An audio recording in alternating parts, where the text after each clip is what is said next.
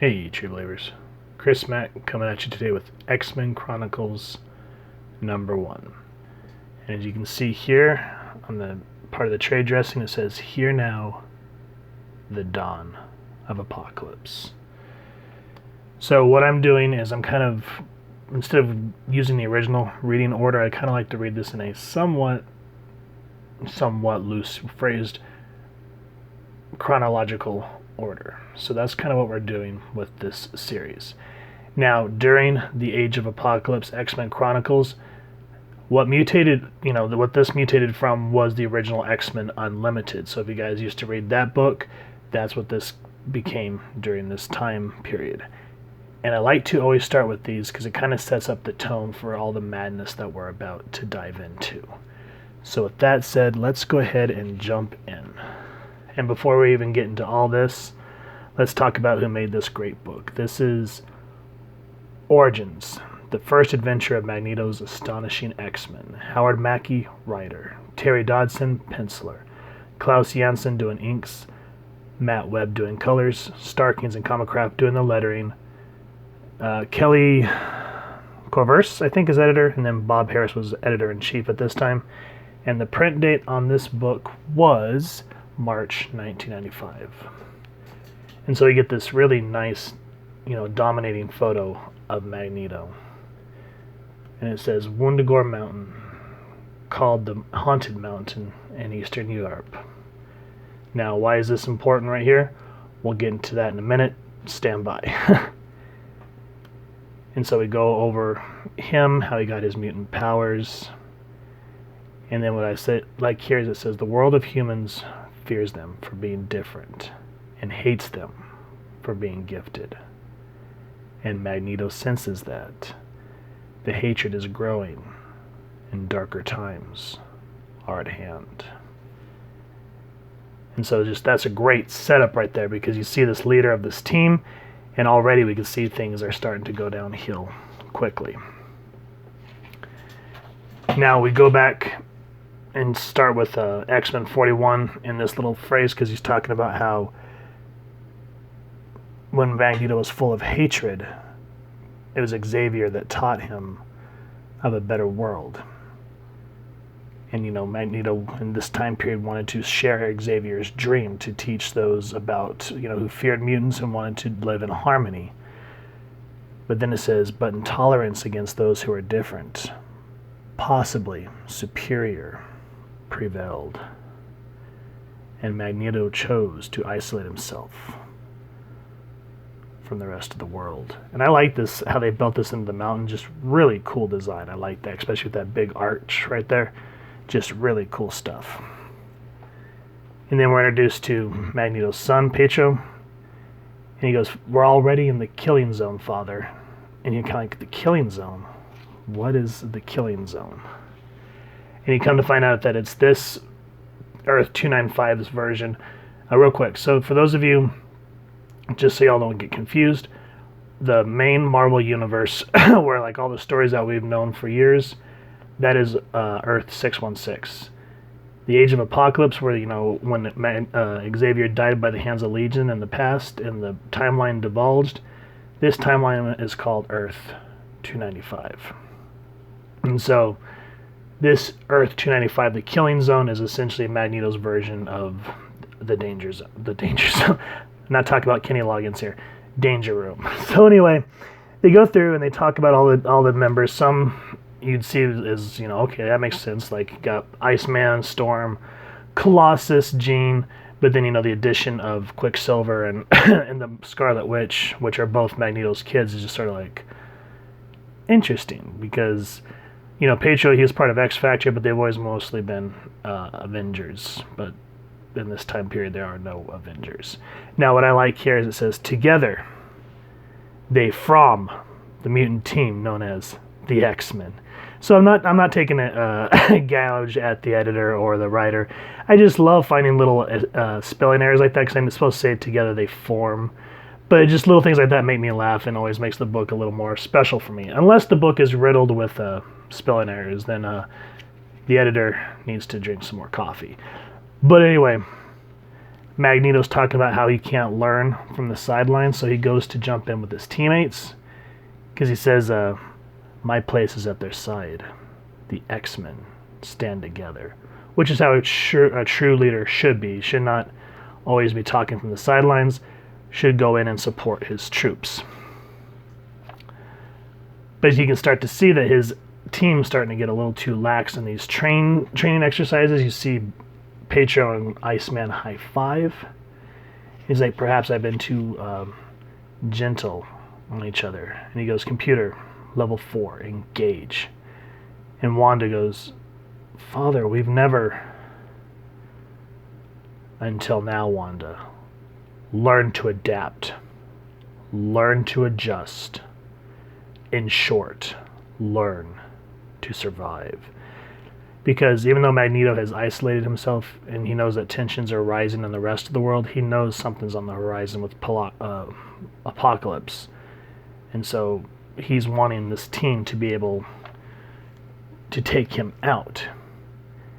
And then he says it's time that they be introduced to real danger. Time for them to taste fear. He goes, let me introduce you to the newest and most dangerous member of our team.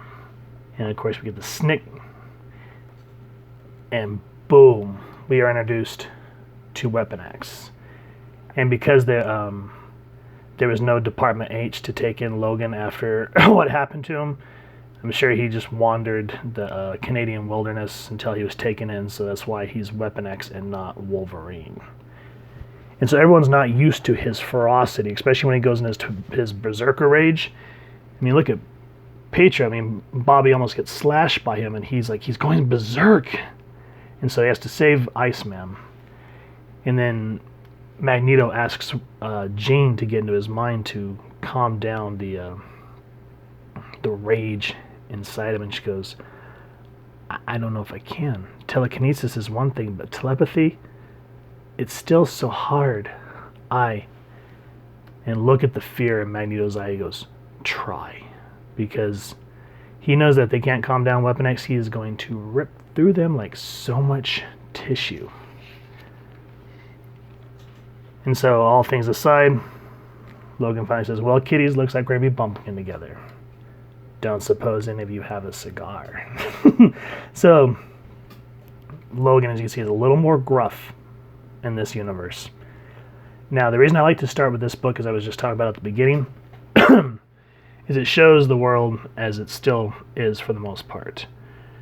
But it even says here, it says, increasingly, humans live in fear of reports of sporadic mutant attacks as they spread more and more. And then we get this nice panel of the ship. If y'all remember from the old X-Factor books when it was still the original 5 in the 616 universe, where they commandeer the ship from Apocalypse, well, in this universe that did not happen. And I like the way it just flies in over, just ominous, and everyone is terrified. And then this hologram that pops out from it, Kendra, the External, if you want to read more about her. We are currently going through Gambit's first miniseries, so make sure to check out those reviews. But yeah, as you can see, the External, Kendra, is now, the herald of Apocalypse. And she says, the world is yours no longer. Soon it shall be delivered into the hands of those evolution has deemed its inheritors. Homo superior. So you just start to see things are kind of starting to go south real quick. Now, I gotta go back a page because I almost jumped over what I wanted to go over. We get some throwback to Xavier to just kind of remind readers why Magneto is the way he is in this universe. And as he's musing, we see this silhouette. She goes, Magneto, Mystique and the young lady from the U.S. have been waiting to see you. Of course, Bova. I had forgotten they arrived. So, remember at the beginning when they talked about Woundagore Mountain? Well, in the 616 universe, Woundagore Mountain is the home of the High Evolutionary, and Bova was an evolved cow. And a woman named Magda Lynchshire seeks sanctuary there, and Bova becomes the midwife of Magda, who is the mother of both Pietro and Wanda. So I like that she actually, even though you see her in silhouette here, at least she's referenced in that way. So at least you guys now have kind of an idea of why Wundagore Mountain is so important in the Marvel universe. And just like in the main continuity, Rogue is introduced to be an X-Man, except at this time it's at the was it at the hands of Mystique in the original one? I can't remember. I think so, but I always get confused. Yeah, because she needed to control her powers. But anyway, you can see that Mystique starts to see her as a mother. She runs off because she's terrified.